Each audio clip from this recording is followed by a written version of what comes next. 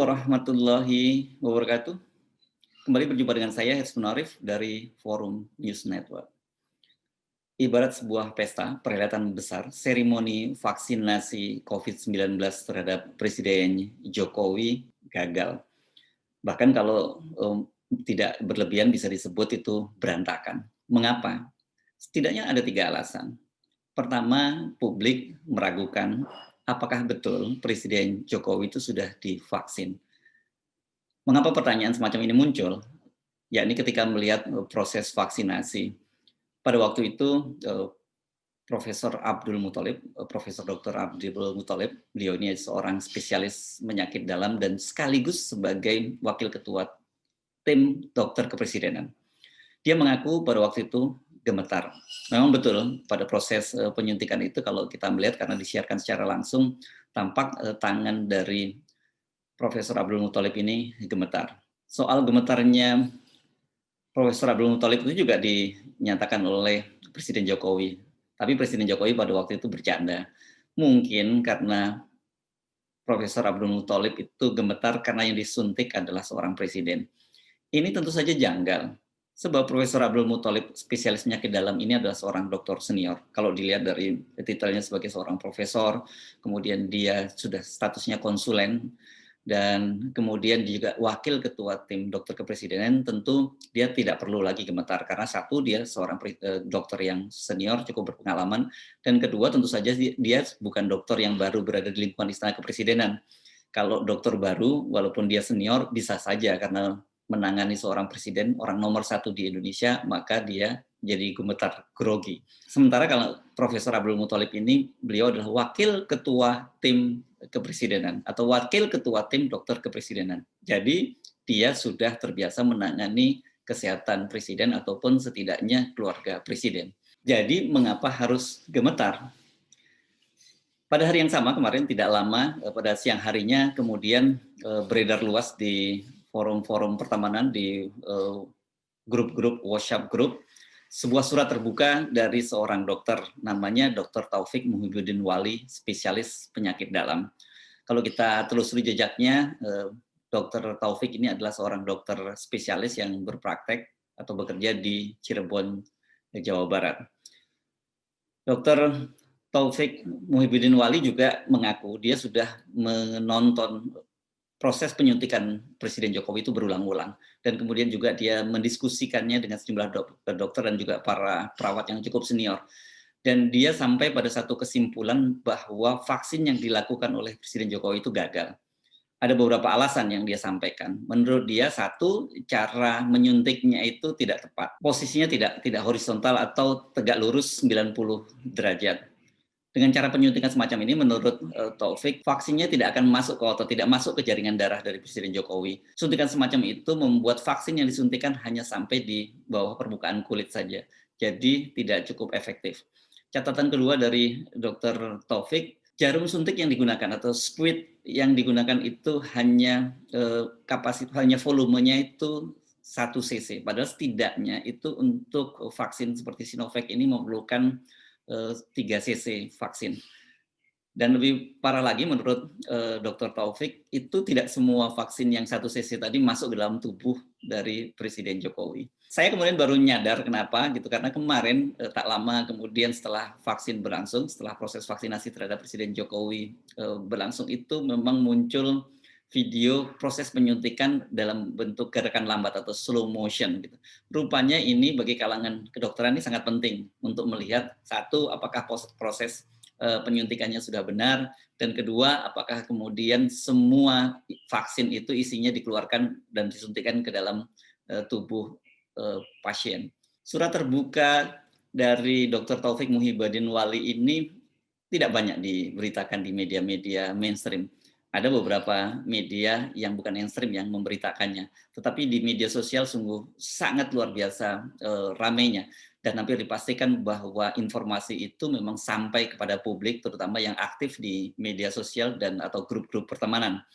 Di grup-grup pertemanan juga kemudian muncul foto yang membandingkan gitu posisi ketika dokter atau Profesor Dr. Abdul Muthalib ini menyuntik dengan posisi ketika seorang perawat di Singapura menyuntik Perdana Menteri Singapura Lee Hsien Loong. Memang coba ini kita lihat nih fotonya. Nah, kelihatan kan sekali bahwa posisinya memang sangat berbeda sekali antara posisi tangan dari perawat yang menyuntik Perdana Menteri Singapura dengan yang menyuntik Presiden Jokowi. Nah, ini padahal yang satu adalah seorang perawat dan yang satu lagi adalah seorang wakil ketua tim dokter kepresidenan.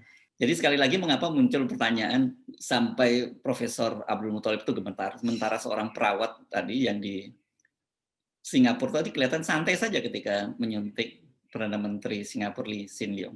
Alasan kedua mengapa seremoni vaksinasi itu menjadi berantakan, ini disebabkan dari ulah selebriti, ulah pesohor yang diminta untuk mendampingi Presiden Jokowi dilakukan vaksin, yakni Raffi Ahmad. Rupanya setelah disuntik vaksin pada pagi harinya, malam harinya Raffi Ahmad itu bersama dengan sejumlah pesohor lain itu kedapatan melakukan sebuah pesta yang mengabaikan protokol kesehatan. Ihwal pesta ini muncul dalam akun Instagram salah seorang pesohor, yakni Anya Geraldine. Di situ terlihat Raffi Ahmad bersama dengan para pesohor lain, termasuk Anya Geraldine, kemudian juga Gading Martin, sedang foto bersama dan tanpa mengenakan masker. Foto ini kemudian membuat geger dan rupanya setelah menyadari itu Anya Geraldine menghapusnya, tetapi netizen seperti biasa sudah screenshot, sudah mengcapture foto-foto itu sehingga foto-foto itu beredar luas. Dan tak lama kemudian Raffi Ahmad meminta maaf kepada istana. Sebab bagaimanapun juga ini bukan contoh yang baik. Bagaimana mungkin seorang pesohor yang diminta untuk mensosialisasikan proses vaksinasi, diminta menjadi contoh bagi masyarakat, terutama kalangan masyarakat penggemarnya, ternyata dia tidak mengindahkan protokol kesehatan. Dan pestanya Raffi ini luar biasa karena yang menghadiri memang kalangan pesohor. Tampak juga di situ Komisaris Utama PT Pertamina Ahok atau Basuki Cahaya Purnama. Dia juga kedapatan sedang menyanyi bersama penyanyi tenar Once tanpa mengenakan masker. Memang kemudian beralasan mereka bahwa mereka semua mengenakan protokol kesehatan, hanya saja pada waktu makan dan bernyanyi itulah mereka melepas maskernya. Padahal kita tahu semua bahwa salah satu titik kelemahan ketika kita berkumpul di tempat-tempat yang ramai seperti itu, meskipun kita sudah mengenakan masker rapat, tetapi ketika makan atau ketika minum dan kemudian ketika bernyanyi atau berpidato, orang melepas masker. Disitulah peluangnya droplet itu menular dari satu orang ke orang lainnya. Dan ini yang terjadi pada pesta malam itu yang dilakukan oleh Raffi Ahmad dan para pesohor lainnya. Jelas ini merupakan satu contoh yang buruk. Apalagi seperti penjelasan beberapa dokter, termasuk Dr. Taufik Muhibbuddin Wali tadi, menyatakan bahwa suntik vaksin itu tidak bisa hanya sekali gitu, karena kalau cuma sekali belum terbentuk imunitasnya. Jadi nggak boleh kita begitu habis disuntik langsung secara pede melepas masker dan kemudian keluyuran kemana-mana, termasuk hadir di tempat pesta-pesta semacam itu. Setelah suntik pertama itu disyaratkan 1 bulan kemudian dilakukan suntik kedua, jadi namanya booster, dan kalau perlu diulang sekali lagi. Dengan cara begitu vaksin baru bisa efektif. Jadi ini jangan sampai salah kemudian nanti masyarakat ketika habis divaksin seperti Raffi malam harinya mereka pesta atau kemudian mereka pergi kemana-mana saja merasa bahwa tubuh mereka kebal. Jangan lupa loh, tingkat efekasinya Sinovac atau tingkat efektivitas Sinovac itu seperti dilansir oleh BP POM kan hanya sekitar 65,3. Tapi kemudian orang juga bertanya-tanya, betulkah angkanya itu memang setinggi itu 65,3? Mengapa? Karena di Brazil kan sebelumnya dirilis bahwa efikasinya itu di atas 70%. Tapi kemudian setelah banyak dipersoalkan diakui bahwa efikasi atau tingkat keefektifan dari vaksin Sinovac itu hanya sekitar 50%. Jadi sebenarnya hanya 50-50 ini. Walaupun kita sudah divaksin, tetap saja dengan efikasi yang hanya sekitar 50-65% itu harus tetap menjaga protokol kesehatan dengan sangat ketat. Yang bereaksi dengan munculnya foto-foto Raffi Ahmad bersama dengan Ahok dan para pesohor lain melakukan pesta tanpa protokol kesehatan, tanpa mengenakan masker itu bukan hanya rakyat biasa. Pengacara Habib Rizik Syihab kemudian langsung protes dan meminta Raffi Ahmad dan Ahok untuk segera diperiksa dan dipidanakan. Wajar kalau muncul permintaan semacam ini, karena bagaimanapun juga kan Habib Rizik Syihab saat ini sedang menjalani begitu banyak proses hukum hanya karena dia dituduh melanggar protokol kesehatan. Habib Rizik Syihab juga sudah meminta maaf, bahkan dia sudah membayar denda, tapi tidak menghalangi proses hukum terhadap dirinya. Karena itu kemudian wajar kalau pengacara Habib Rizik Syihab, Aziz Yanuar, minta agar terhadap Raffi Ahmad dan Ahok diproses secara pidana. Ini tentu sangat dilematis bagi pemerintah, karena kalau tidak diambil tindakan apapun terhadap Raffi Ahmad dan Ahok, ini akan sekali lagi menambah deretan banyak betapa tidak konsistennya pemerintah dalam penerapan protokol kesehatan. Yang satu, yang oposisi segera ditindak karena melanggar protokol kesehatan, tetapi kalau itu pendukung pemerintah, apalagi dia adalah seorang pesohor yang menjadi endorsement, yang menjadi influencer vaksin, kemudian biarkan saja. Harusnya seorang pesohor gitu yang menjadi contoh itu memang hukum yang diberlakukan pada mereka jauh lebih keras. Mengapa? Karena mereka bisa menjadi contoh buruk bagi masyarakat. Alasan ketiga, mengapa kemudian seremoni vaksin ini kita bisa nilai berantakan, itu datangnya dari internal pemerintahan sendiri.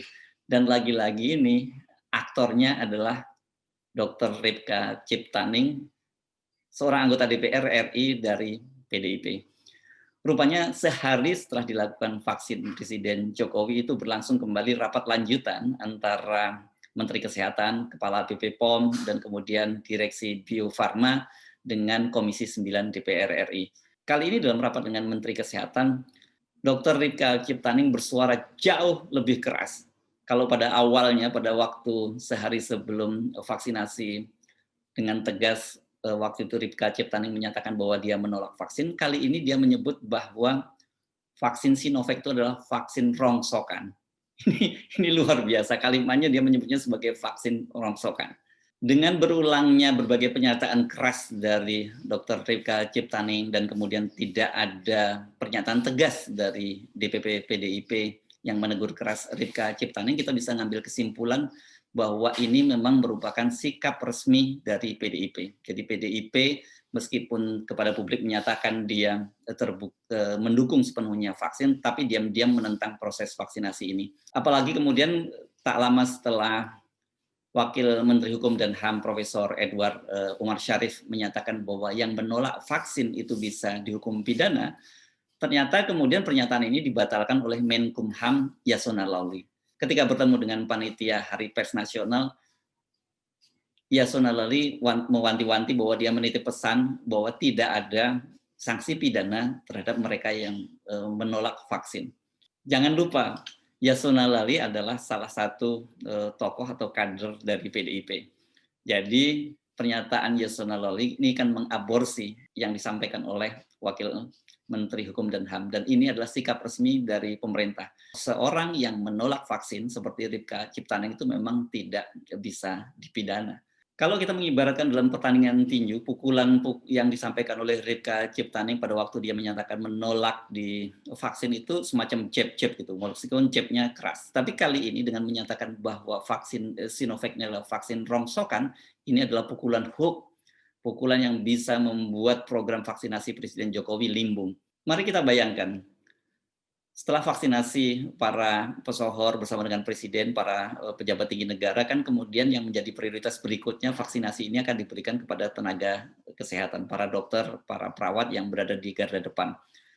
Bagaimana mereka kemudian tidak ragu-ragu kalau masyarakat sendiri sudah berkembang keraguan dan kemudian muncul pernyataan dari seorang dokter, seorang anggota DPR dari partai pengusung dan pendukung Presiden Jokowi yang menyatakan bahwa vaksin itu rongsokan.